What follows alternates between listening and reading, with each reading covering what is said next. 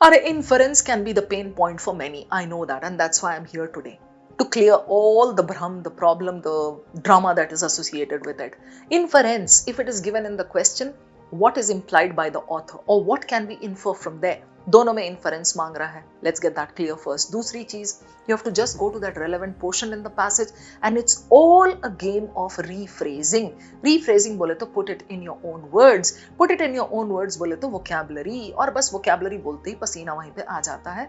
So please start building up your vocabulary if you want to tackle inference questions.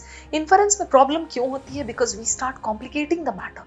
हम सोचने लगते हैं it has to be read between the lines. कहाँ पे पढ़ूं between? Oh, it has to be something that is implicitly stated. तो explicitly अगर दिख गया मुझे कुछ एक दो words, नहीं ये तो inference नहीं हो सकता क्योंकि ये words तो वहां पे एक दो दिए हुए हैं. भाई एक sentence को वहां से उठाना है from the passage, दो तीन उसमें words change करने हैं, हल्की सी rephrasing करनी है, and that becomes an inference. That is what is given to you in your RC passages. Next time जब आप solve कर रहे होगे, try this out. Golden word याद रखना, rephrasing. और रिफ्रेजिंग के लिए वोकैबुलरी आज ही बिल्डअप करना स्टार्ट कर दो.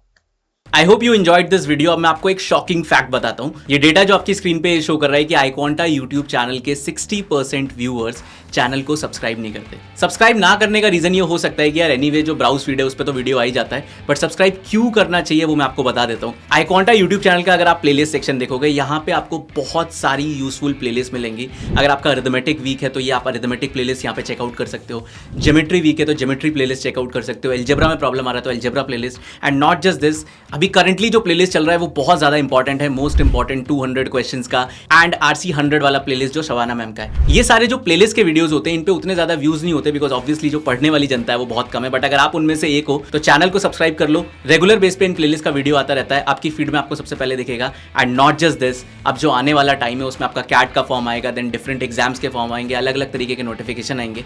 जैसे ही कोई अपडेट कैट 25 से रिलेटेड आता है, सबसे पहले वो अपडेट आपको iQuanta यूट्यूब चैनल पर मिलने वाला है. तो don't forget to subscribe our channel.